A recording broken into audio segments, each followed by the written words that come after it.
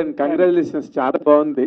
Thank you sir, thank you. ఇంట్రెస్టింగ్గా ఎన్గ్రాసింగ్గా ఉంది. కాకపోతే ఏంటంటే ఇందాక మన శివకుమార్ గారు చెప్పినట్టుగా కూడా ఇది కంప్లీట్గా మేక్ షిఫ్ట్ అరేంజ్మెంట్ లాగా ఉంది, టోటలీ క్యారెక్టర్ జానర్ అంతా కూడా. బట్ బేసిక్గా చూసేవాళ్ళు చేసేవాళ్ళు పక్కన పెట్టి కానీ వాట్ ఆర్ యువర్ ఛాలెంజెస్ ఈ క్యారెక్టర్ని చేయడంలో? మొదటంతా సైలెంట్గా ప్రారంభమై వైలెంట్గా మారుతున్న దాన్ని నువ్వు అసలు అడాప్ట్ చేసుకున్నావు. యూఆర్ అన్ ఎంటర్టైనర్ బేసిక్గా కదా. అంటే టు బి ఆనెస్ట్ అంటే సైలెంట్గా ఉండేదంతా చేయడం ఓకే అండి. యాక్షన్ అంత అంటే రవికుమార్ చౌదరి గారి సినిమాలో యాక్షన్ అంటే ఎలా ఉంటుందో మీకు తెలుసు కదా.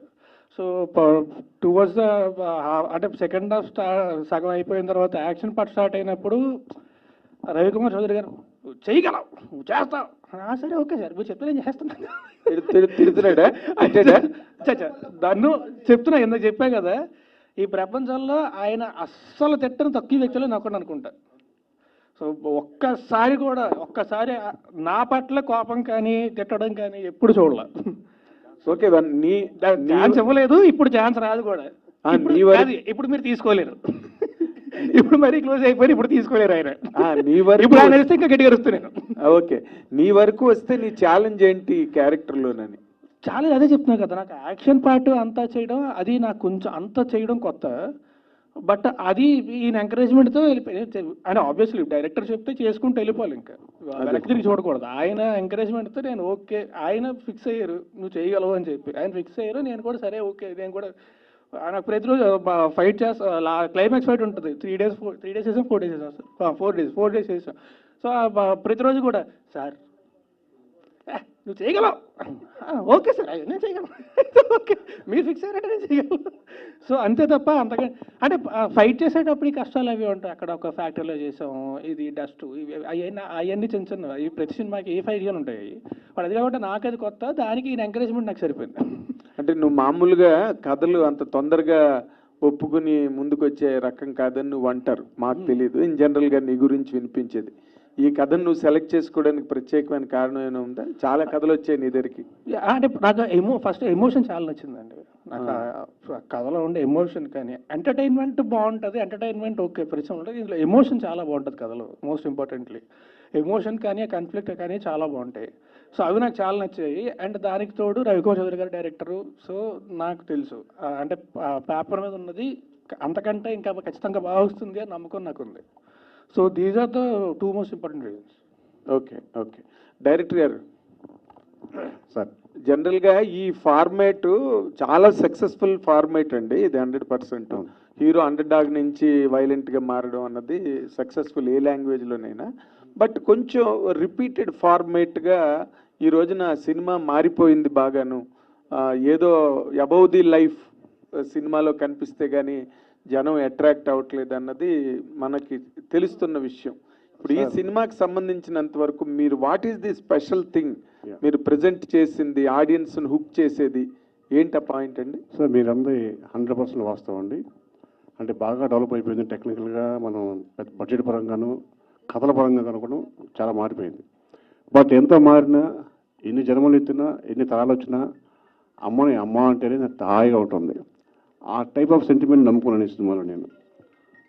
It's a movie of bonding అండి. బాండింగ్ ఒక భార్య భర్తకు మధ్య ఉండే ఒక బంధం.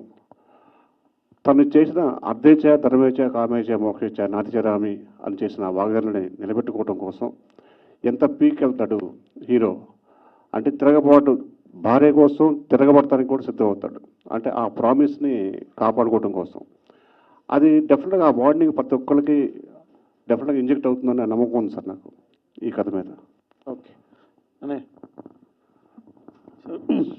శక్తి, ఈ కథ అనుకున్నప్పుడు రాజు సార్ కానీ ఇంకేమన్నా ముందుగా అనుకున్నారా? లేదండి, యాక్చువల్లీ ఫస్ట్ కథ అనుకున్నాను. కథ అనుకున్న తర్వాత డిఎస్ రావు గారు తీసుకెళ్ళి శివకుమార్ గారిని పరిచయం చేశారు. శివకుమార్ గారు రాజుతో అయితే బాగుంటుంది అని ఆయన సజెస్ట్ చేశారు. ఇమ్మీడియట్గా రాజు సింగిల్ సిట్టింగ్ ఒప్పుకున్నాడు. అంటే ఇప్పుడు ఆయన సాఫ్ట్ క్యారెక్టర్లు చేశారు. అవును, ఆయన ఏ కోణం చూసి మీరు మాస్ యాంగిల్ తీసుకున్నారు? మీరు కుమార్ 21 ఎపిసోడ్ ఉండి చాలా మెచ్యూర్డ్ పర్ఫార్మెన్స్ ఉంటుంది దాంట్లో, చాలా మెచ్యూర్డ్ ఉంటుంది. అంటే ఉయ్యాల జంపాలకి సినిమా చూపిస్తామా వాటికి కంటే ఒక వేరే లెవెల్లో ఉంటుంది కుమార్ 21F. ఆ బ్యాలెన్స్గా చేసిన ఆ క్యారెక్టరైజేషన్ నాకు నచ్చింది. ఈ కథ కూడా అలాగే బాగుంటుంది కాబట్టి అలా చేశాడు తను. వినాయకరావు గారు. రవికుమార్ గారు, సార్. గ్యాప్ తర్వాత మళ్ళీ ఒక పవర్ఫుల్ ఫిల్మ్తో వస్తున్నందుకు ముందుగా అభినందనలు. Thank you sir. ఈ స్టేజ్ మీద మేము ఒకటి ఎక్స్పెక్ట్ చేసామండి సార్. అది మీరు డిసప్పాయింట్ చేశారు. కారణం ఏంటో తెలుసుకో. అమ్మాయి రాలేదు. మీరు ఎక్స్పెక్ట్ చేస్తారని భయంతో ప్రొడ్యూసర్ గారు పిలవలేదేమో. ఈయనకు భయపడే రాలే ఆ అమ్మాయి. ఆవిడ రాలేదా, మీరు పిలవలేదా? శివకుమార్ గారు నమస్తే అండి. సార్. రవికుమార్ చౌదరిని డీల్ చేయడం చాలా కష్టం అంటుంటారండి బయట ఇండస్ట్రీలో టాకు. మీరు ఎలా దాన్ని కంట్రోల్ చేసి సినిమా ఫినిష్ చేయగలిగారు చెప్తారా? అది కరెక్టేనండి, మీరు చెప్పింది 100% కరెక్టే, అది జగమెరిగిన సత్యం. కాకపోతే ఏంటంటే ఇవన్నీ దృష్టిలో పెట్టుకొని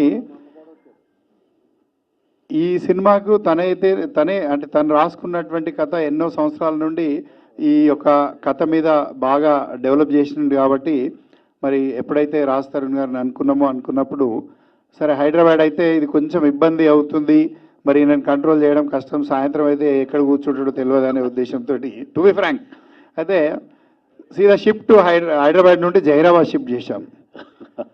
అక్కడ ఏంటంటే ఈయన ఇంట్లో రూమ్లోకి వెళ్ళే ముందు సీసీ కెమెరా ఉంటుంది, బయటకు వచ్చే ముందు కూడా సీసీ కెమెరా ఉంటుందండి. అక్కడ అందులో దోమ దూరినా సీసీ కెమెరాలో కనబడుతుంది కాబట్టి ఆ విధంగా కొంచెం కంట్రోలింగ్ అన్నీ చేసుకుంటూ చేయడం జరిగింది.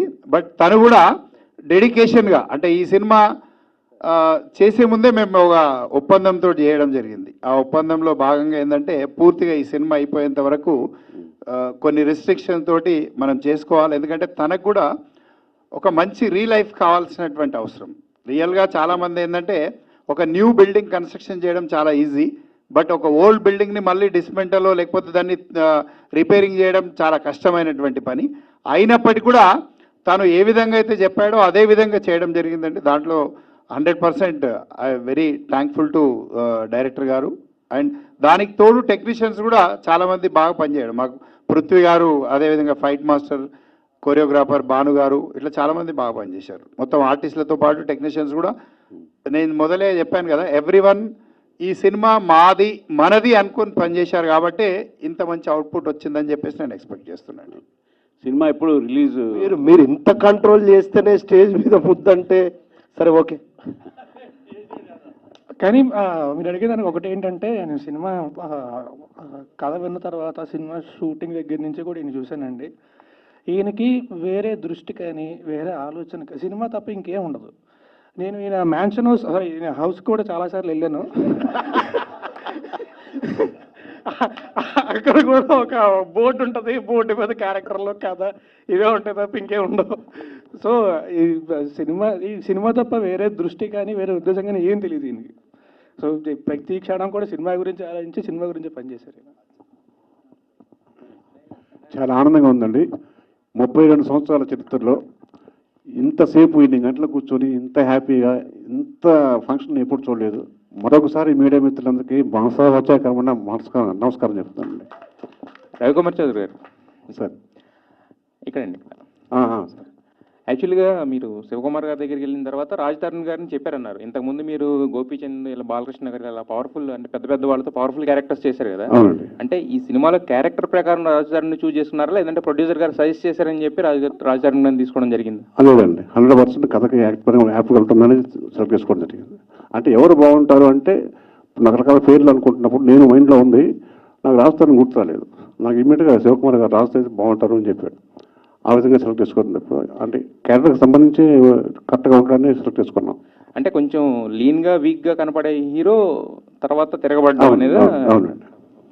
రాజ్ తరుణ్ గారు అండి, మీరు ఉయ్యాల జంపాల అలా అంటే హ్యాట్రిక్ హీరో అనిపించుకున్నారు. దాని తర్వాత రకరకాల ప్రయోగాలు చేస్తూ వచ్చారు. దాంట్లో కొంతవరకు సక్సెస్ అయినాయి, కొన్ని అయితే సక్సెస్ కాలేదు. మరి ఇది ఒక ప్రయోగం అనుకోవచ్చా, లేదంటే పక్కా ఫార్ములా సినిమా కదా, దీన్ని అంటే యాక్సెప్ట్ చేయడానికి రీజన్ ఏంటి పర్టికులర్? నాకు చెప్పాను కదండి, నాకు ఒకటే ఎమోషన్ చాలా నచ్చిందండి సినిమాలోని. I love the emotion. And మీకు రవికుమార్ చౌదరి గారి సినిమాలు మీరు అంతకుముందు చూశారు కూడా. సో ఆయన ఇందులో దిట్ట. I know he can deliver it. ఆ స్క్రిప్ట్ ఆయన డెలివర్ చేయగలరని నాకు తెలుసు. అండ్ ఇందాక మీరు అడిగినట్టు మనకి ఇప్పుడు అన్నీ కొత్తగా వస్తున్నాయి కదా, ఇది మళ్ళీ రొటీన్ అవుద్దా, maybe this will be breath of fresh air. మనకి అప్పుడు ఏంటంటే సడన్గా ఏదన్నా వచ్చినప్పుడు అరే ఇదేదో చాలా కొత్తగా ఉంది, ఏదో భలే ఉంది అనుకుంటాం. ఇప్పుడు అన్ని కొత్తగా వస్తాయి. Maybe this will be breath of fresh air నా. So I hope it will be. అయితే ఇంతకుముందు మీరు మామూలుగా విలన్స్తో ఫైట్ చేయడం అనేది జనరలే, బట్ ఇక్కడ లేడీ విలన్తో ఫైట్ చేశారు, ఎలా అనిపించింది ఎక్స్పీరియన్స్? యాక్చువల్లీ లేడీ విలన్తో ఫైట్ చేయాలండి. అదే విలన్ అన్నారు కదా. విలన్ కొడితే లేడీ విలన్ భయపడిపోద్ది. ఫైట్ కానివ్వాలి బేసిక్గా. మా డైరెక్టర్ గారికి లేడీ విలన్స్ ముద్దు పెట్టుకోవడం తప్ప కొట్టడం ఇష్టం ఉండదు. అడిగి సీరియస్ మొత్తం డైరెక్టర్ గారిని కార్నర్ చేసినట్టున్నారు. లేదండి, fact, it's a known fact, it's everywhere. Proof కావాలండి మీ దగ్గర ఉంది. రాజతరుణ్ గారు, నాగార్జున గారితో నాసాంబరంగా చేశారు. అందులో నాగార్జున గారు కత్తి పట్టుకొని ఇది చేశారు అందరినీ. ఇందులో మీరు కత్తి పట్టుకున్నారు, ఆయన నుంచి ఏమైనా నేర్చుకున్నారు ఈ సినిమాకి? లేదండి, ఇది యాక్చువల్లీ ఆ షూటింగ్ అయితే దానికంటే ముందే అయిందండి. అదంతా నేర్చుకున్నది మా డైరెక్టర్ గారి దగ్గర నుంచి. ఓకే, ఆయన పక్క వాళ్ళ అరవడం చూసి నేను కూడా ఓకే గట్టిగా ఎలా చెప్పాలన్నమాట. చాలా నేర్చుకున్నాను అనమాట. అదే ఫస్ట్ టైం యాక్షన్ సీన్స్ చేస్తున్నారు కదా, ఎలా అనిపించింది?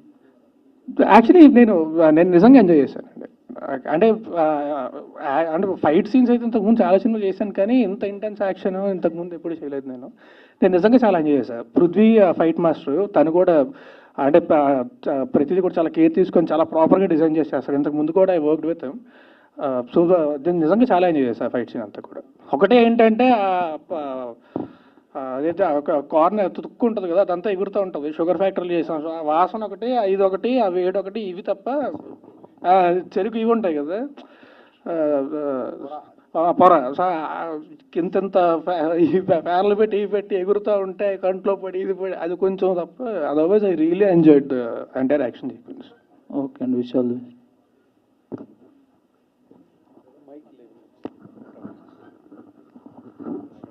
Raj Tarun, slight correction. ఇందాక మన రవికుమార్ చౌదరికి నాకుండే ఇంటిమెసీ వల్ల అలా అడిగితే ఏదైనా దాంట్లో లైఫ్ లైన్ ఏదైనా చెప్పేస్తాడు, నా సినిమాలో ఈ కొత్త పాయింట్ ఉన్నది అన్న ఉద్దేశంతో. అంటే రెగ్యులర్ ఫార్మేట్స్ ఆడవని కానీ లేకపోతే ఆడియన్స్ కాదండి, సాయంత్రం అవుతుంది కదా, ఆన్సర్స్ అన్ని షార్ట్ అయిపోతాయి. ఏది సాయంత్రం అవుతుంది కదా, ఆయన ఆన్సర్స్ అన్ని షార్ట్ అయిపోతుంటాయి. నేను ఎందుకు అడిగానంటే, ఇన్ జనరల్గా ఏదో ఒక కొత్త పాయింట్ ప్రెజెంట్ చేయకుండా చెయ్యడు తను సినిమాని. ఆ పాయింట్ ఏంటో కనుక్కుందాం అని నేను ట్రై చేశాను, దొంగ చెప్పలేదు అంతే. లేదండి, అంటే టు బి ఆనెస్ట్, అంటే సినిమా స్టార్టింగ్ లో మీకు తెలుస్తుంది. అదే, సో బేసిక్ ఏంటంటే హీరో ఒక అనాథ, చిన్నప్పుడే తప్పుతాడు. సో తను ఏంటంటే తప్పైన వాళ్ళని వెతికి పట్టుకొని తిరిగి వాళ్ళ పేరెంట్స్కి చేర్చే క్యారెక్టర్ హీరోది. ఓకే. సో అండ్ తనకి ఏంటంటే తన లైఫ్లో తన గోల్ ఏంటంటే తనకు ఒక ఫ్యామిలీ కావాలి. Family in the sense family కూడా కాదు, అంటే ఒక ఫ్యామిలీలోకి పెళ్లి చేసుకోవడం, అయితే అవలోకలు పెళ్లి చేసుకొని ఫ్యామిలీ తయారు చేసుకోవడం, అది తన గోల్. సో తన క్యారెక్టర్ అదనమాట. సో ఎమోషనలీ చాలా తర్వాత కాన్ఫ్లిక్ట్ వస్తుంది, అదంతా చెప్తే ఇంకా అదే సినిమా ఎక్కడ అయిపోద్ది. బట్ బేసిక్గా పాయింట్ అది స్టార్టింగ్లోనే. సో క్యారెక్టర్ ఎమోషన్ అది చాలా స్ట్రాంగ్గా ఉంటుంది. ఆ తర్వాత దీనివల్ల దీంతో పాటు వచ్చే కాన్ఫ్లిక్ట్ కానీ అది చాలా స్ట్రాంగ్గా ఉంటుంది. So this is what I actually loved in the script. Good. All the very best. Thank you అండి. అండ్ అందరికీ కూడా once again thanks a lot for everyone. Thanks lot everyone for coming here. Thank you very much ఎంతసేపు spend చేసినందుకు. Thanks a lot అండి. Thank you very much. Have a good evening.